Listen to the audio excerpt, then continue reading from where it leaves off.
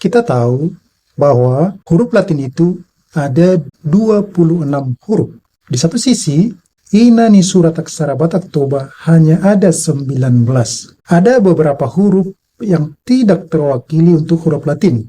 Misalkan seperti F. Tidak ada di aksara Bataknya.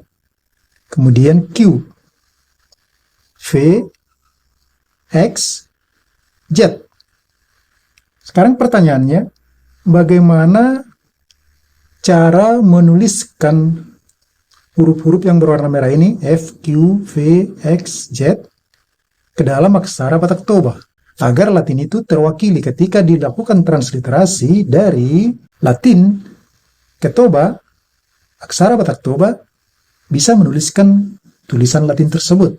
Untuk itu, kita akan melihatnya di transliterator. Inilah situs transliterator. Sekarang kita tuliskan di sini kelima huruf tersebut yang tidak ada Inani surat Bataknya.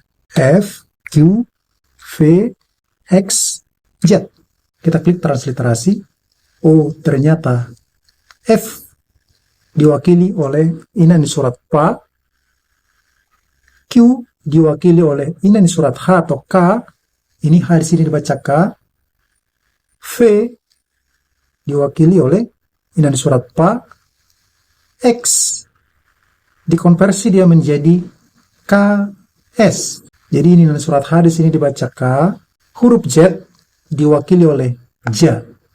Maka ketika dilakukan transliterasi, kata-kata Latin yang mengandung kelima huruf ini akan terwakili ke aksara Batak dengan huruf-huruf ini, Inani surat ini.